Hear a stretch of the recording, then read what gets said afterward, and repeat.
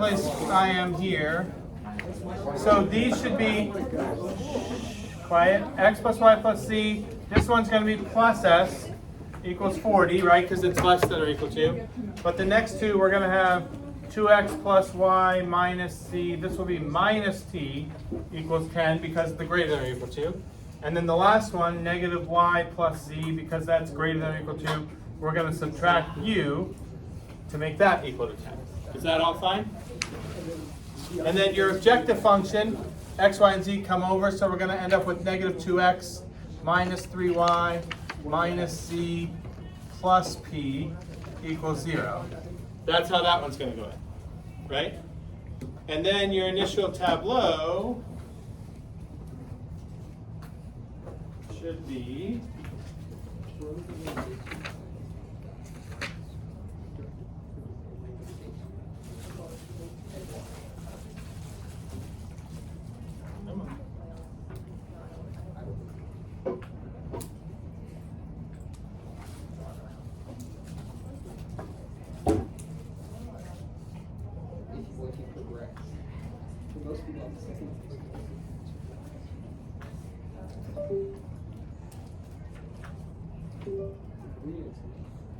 okay, there we go.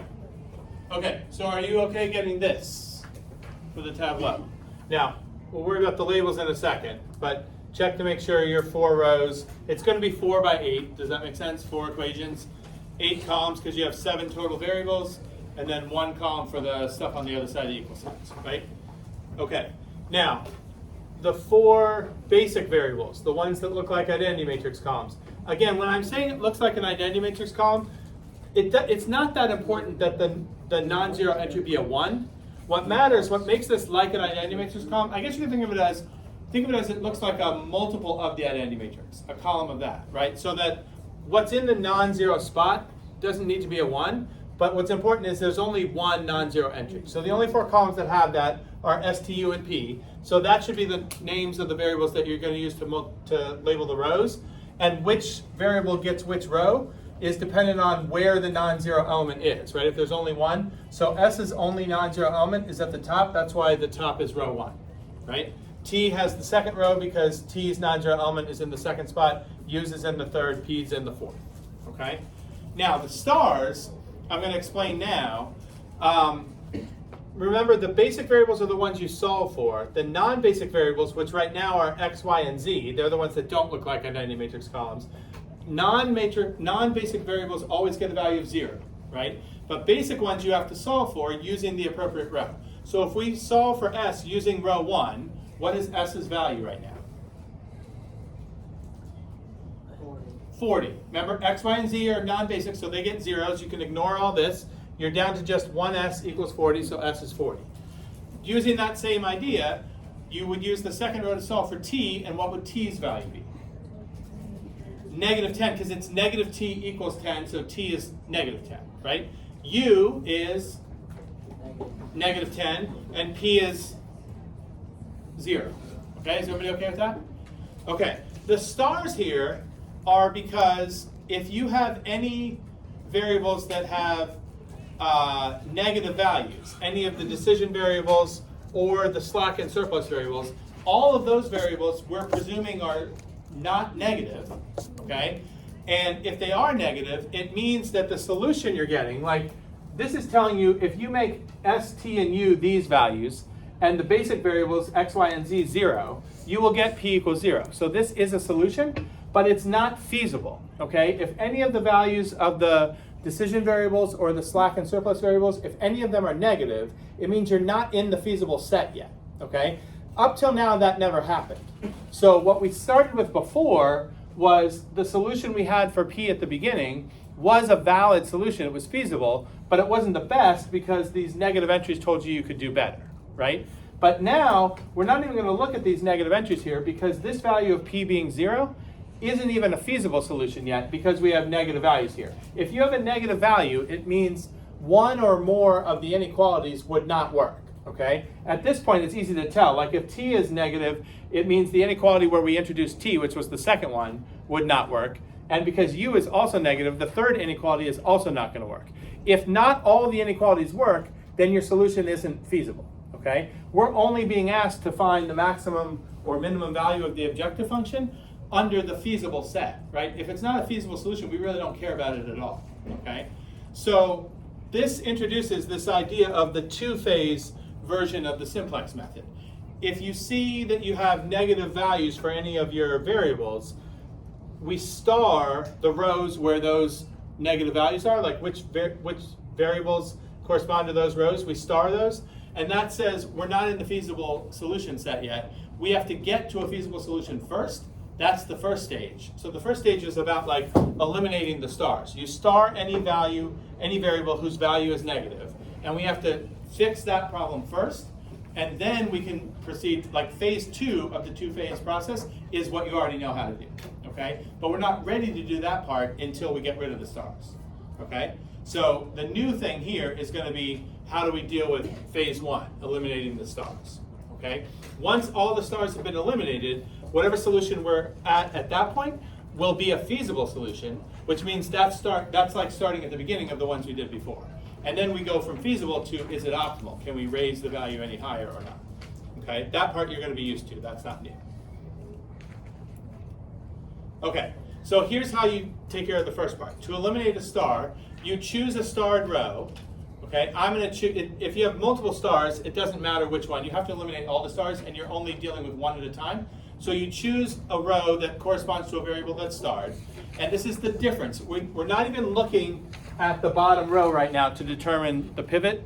Okay, we're still going to be doing pivots. Like that's how you fix the stars as well as optimizing the value of the objective function. But if you're dealing with stars, you don't look at the bottom row. You look at the row that contains the variable whose star you're trying to remove, and you choose the column that has the largest positive entry. So this is new and not what we usually do in the previous process, okay?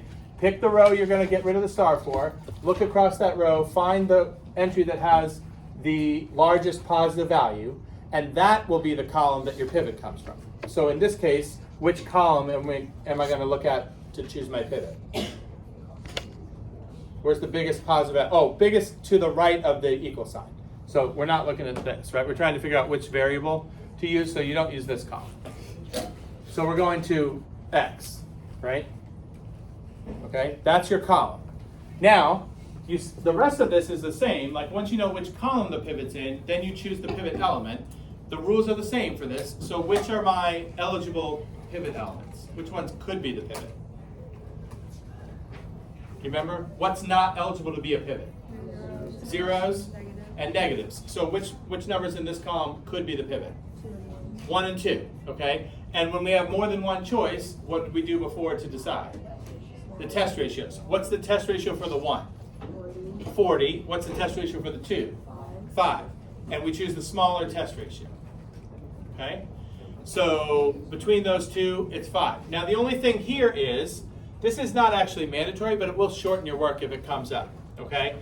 If when you're doing the test ratios, you get a tie, and the tie is between a variable that's starred and a non-starred variable, it will speed your process along. You'll have fewer steps to do if you choose the starred variable, okay? But that's only if you're in the case of a tie. It's the test ratio first that is the main decision-making point, and then if you have two test ratios that are both the smallest, and one is starred and one is not, you should choose the starred, okay?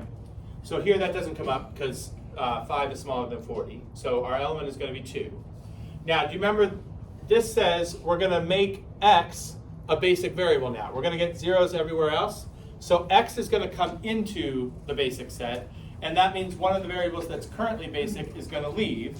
You can tell by the position of the pivot which two variables are being exchanged for each other, right? If x is coming in, which variable, based on where that pivot is, which variable is going to go out? T, okay? So I'm going to exchange x and t, but the process of doing this is supposed to remove that star. So that means t's value, when I get to the next tableau, should not be negative anymore. Now I can actually already see that's going to happen here, because if x and t are going to switch places, and t is now going to be non-basic, what value is it going to get automatically? What do all non-basic variables get? 0, okay? So that will definitely take care of the star there. Sometimes though, it will, remember we didn't choose this row because of it having the star. We chose it because it was the smallest ratio. So sometimes the star that you're trying to get rid of won't leave the set. It will still be basic. But if it is, when you solve for what its value is on the next tableau, it should not be negative anymore. That's the effect of removing the star. Okay? We only star the basic variables when their values are negative. Okay? So I got to get zeros in the rest of this row except for the pivot. Now the good news is I already have a 0 in one place, right? So how many rows do I actually have to change here? Only 2. And what row operations am I going to do to get the zeros where I need? I need a 0 here. So what multiple of row 1 am I going to use? 2. And am I going to add or subtract it to the pivot row? Subtract because the signs agree right now, right? So 2 times row 1 minus row 2 will give me the new row 1. And then this is easy. This is a -2 and this is a 2. I need a 0 here, so I can just add row 4 to row 2 and have that be the new row 4, right? Okay, so there's my operations. If you haven't already figured out the new tableau, I'll save you a little annoying arithmetic and you can just copy.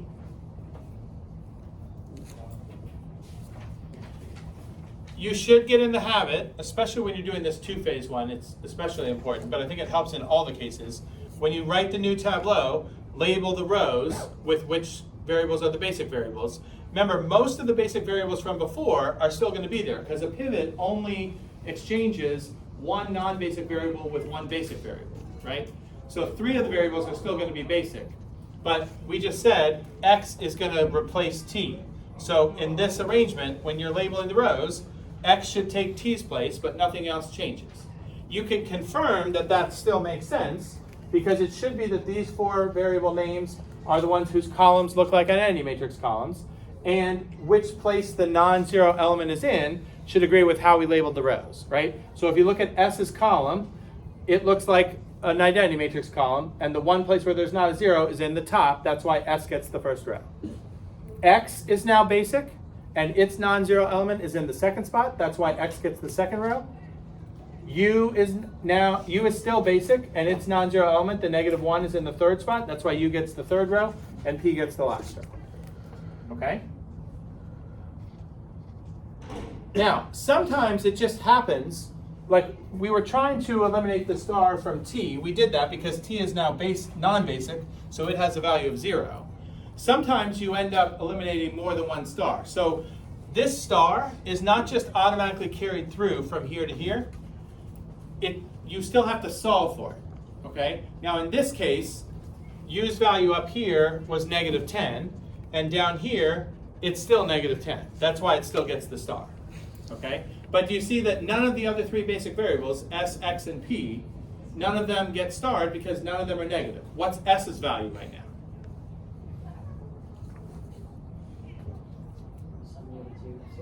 35. 2S is 70, so S is 35. What's X's value? X just came in.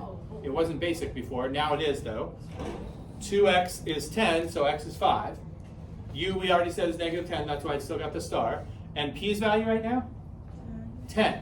Okay? But that solution of P being 10, we really don't even count that because we're still in the infeasible solution range. We still have at least one starred variable. So we have not yet gotten to the place where we have a feasible solution. So we don't even really care that much about the fact that P is 10 right now. It's not relevant because at least one of the inequalities from the problem is not being satisfied yet, the one where U appears. Okay? So we have to repeat what we just did to get rid of the only remaining star, which is the U star. Right? Everybody okay? All right, so now we do this process over again. Okay, I'm going to look in the U row. It's the only row with a star. Looking in the U row, which column should my pivot be in? Z, because what are we looking at now?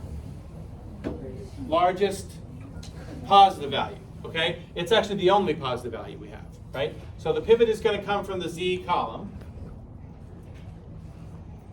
Okay? How many eligible pivots do I have there? 2. It's either the 3 or the 1.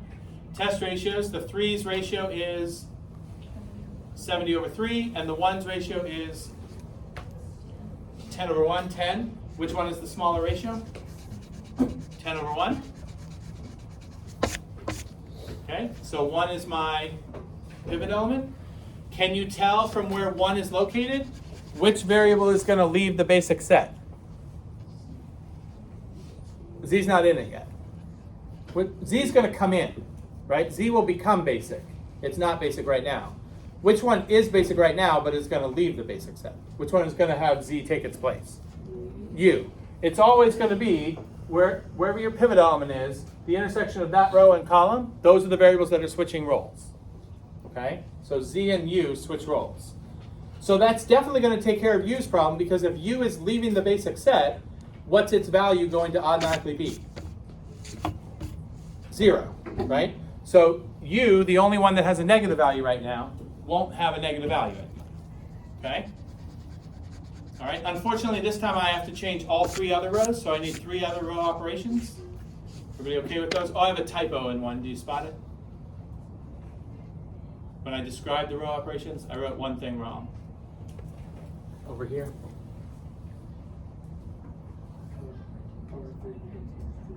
Yeah, I'm not changing row 3, right? Row 3 is the pivot row.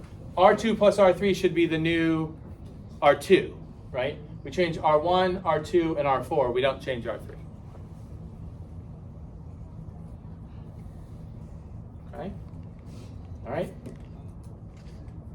Here's my new tableau. New variables. Z took U's spot, right? So S is still the top row, X is the second row, Z is now the third row, P is the last row. Okay, you still need to check to make sure we don't have any stars. We shouldn't have any more, because we started with 2 and we've now taken care of both of those. But double check that we don't have any stars now. What's S's value? 20. 2S is 40, so S is 20. X, 10. Z, also 10.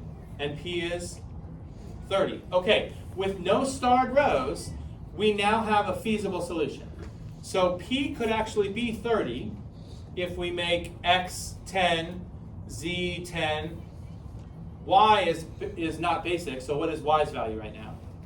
0, okay? So if X and Z are both 10 and Y is 0, you will get a p-value of 30, and because we have no negative values for any of the variables, that value of 30, when X and Z are both 10 and Y is 0, is not going to violate any of the inequalities. So this is feasible.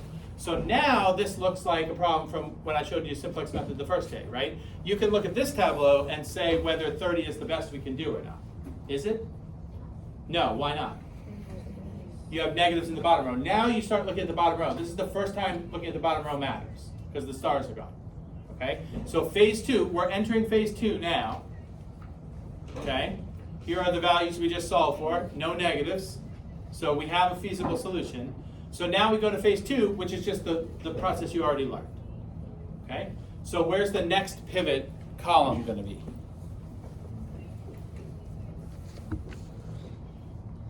Which column should the next pivot come from?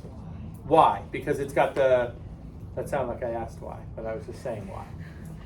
Letter Y, because it has the biggest negative value, right?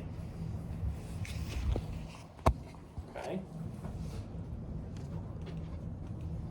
Okay, so it's in this column. Okay, now, once we select the column, we choose which element in the column. What can you say here?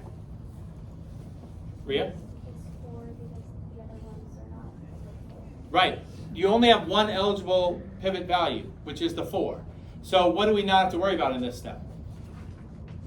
We don't have to do test ratios, right? Because you only have one choice. The pivot has to be 4. Okay? All right, so this is the pivot.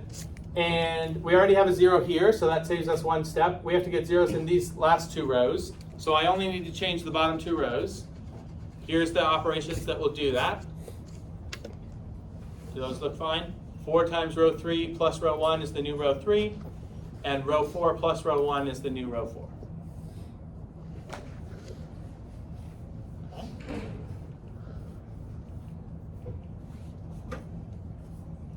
All right.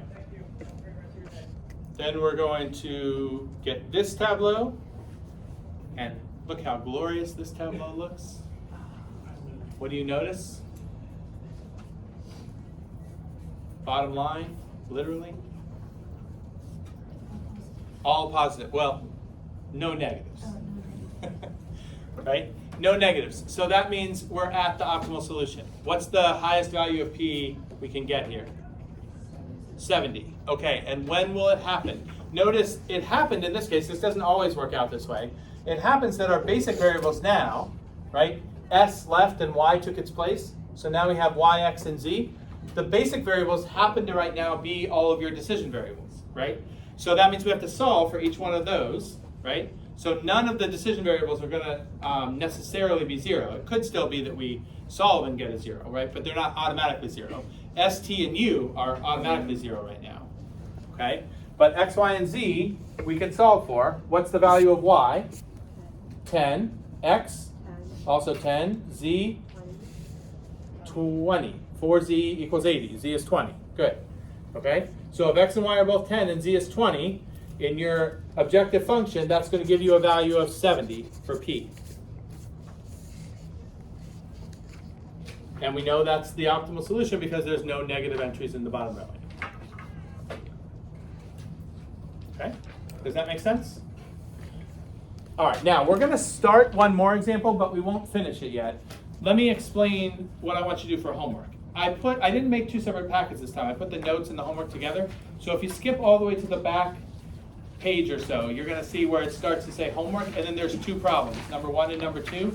We're going to go out of order. I'm going to ask you to do number 2 tonight because it's like this. It's a practice with doing the two-phase method where you have mixed inequalities, some greater than, some less than.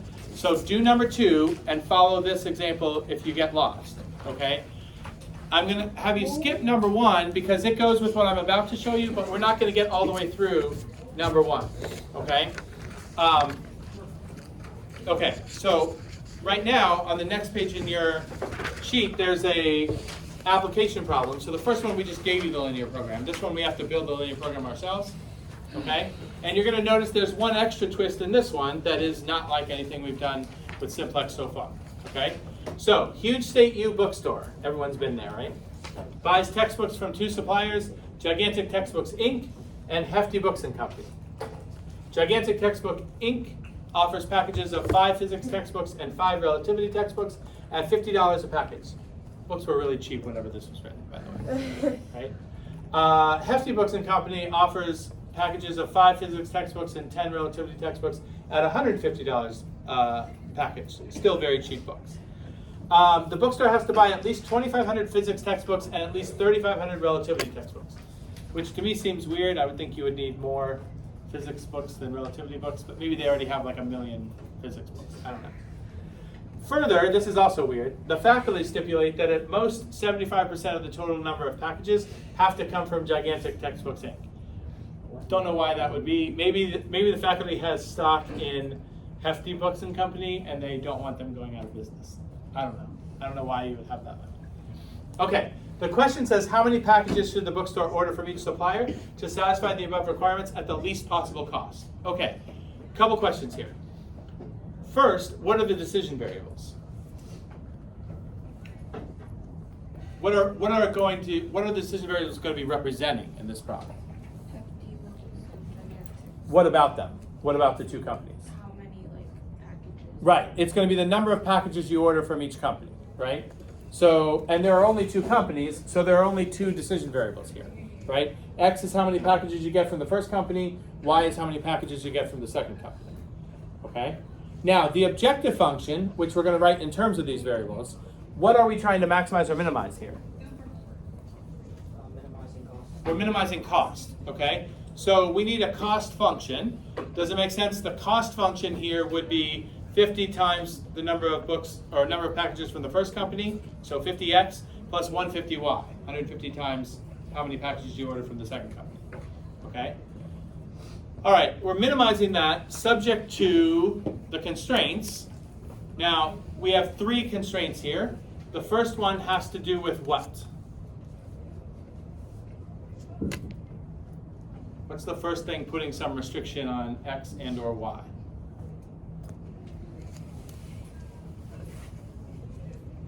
Sonia? Right, you have to get at least 2,500 physics books, right? How can we write that as an inequality in terms of X and Y?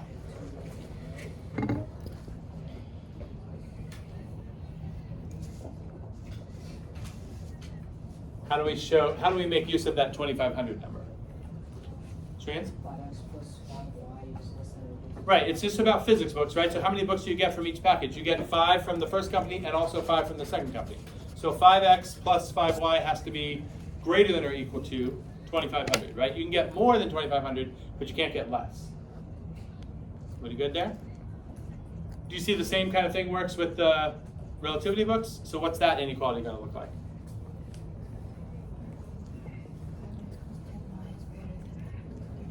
Good, okay.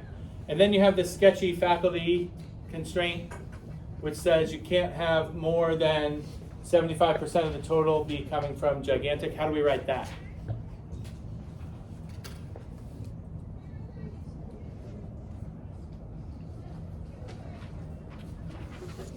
How do we say that in an inequality? Vihan? X minus 3y is less than or equal to 0. Or like 0.25x minus 0.75y. Okay. I think you might be giving me equivalent ones. Let me see what was the first one you said was x Sure. minus. I guess you could do x is less than or equal to. Yeah, I'm trying to just directly translate Okay, first, and then we'll sorry, fix. x is less than or equal to 1/4 x minus 3/4. I don't think that quite does it. Yeah, I don't think so either. This first part, the first part you're good on. Sorry, X just is less than or equal 3/4 to. Sorry. You do what you said. What do we want over here? 3/4 x plus 3/4. Yeah, 3/4 of the total, Yeah, sorry. right? Okay. And then, yeah, we're not going to want to use that literally. We're going to want to clean that up. We'll deal with that in a little bit. Yeah. Okay? All right? Okay, now, this does have the mixed constraints, right? You've got some greater than and some less than. So this is going to be a two-phase problem also. But do you see what else is new in this one, even from the one we just did?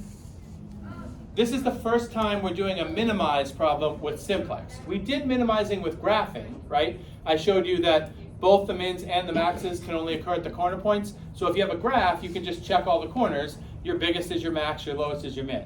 But with simplex, we've only done maximizing so far, okay? So here's the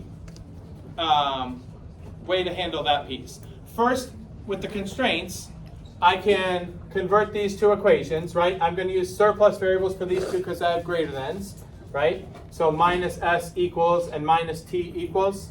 Everybody okay with that? And then for this one, to clean this up, I started doing what Vihan was saying, right? Like move everything to one side. So I have 1/4 x minus 3/4 y. Now, I did something that later I wished I hadn't done, and I did this better in a previous example with you guys, but on this one I wasn't thinking about that, and then I got too far down having written all the slides, I was like, I don't want to go back and change it. I put the surplus, or slack variable here, right, before I cleared the fractions. So then after I cleared the fractions, I have a for you there. You don't have to do that. Do you remember? I didn't do that before. I cleared the fractions first and then added it. That's fine. But if you want to match my tableau, I'm going to have a 4 in the U column. And if you don't do what I'm doing, you would have a 1, which doesn't affect getting the answer at the end, but it means your tableau and my tableau are not going to match. Okay? Does that make sense? Ria? Wouldn't this just make it like complicated in general? Like why wouldn't we get rid of the fractions first and then add? Because it doesn't really matter if you have a 1 or a 4 there. Like that's not going to make the problem, like we don't care if the pivot values are 1s in this process. Do you remember that? Like, so it doesn't really matter, but I agree. It's just like one more thing to think about that you're multiplying like a third thing by 4 there, which is why when I did this before, I waited to add until I had already cleared the fractions. I probably would do that. I just forgot to do it here. Okay, but it's not going to mess anything up. It doesn't make this problem harder this way. Okay?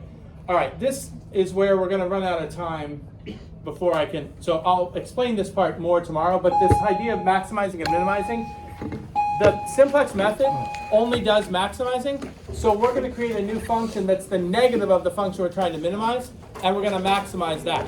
But I will let that sink in and re-explain to you why that is legitimate to do. That's why I didn't want you doing the other homework problem. Wait. Okay?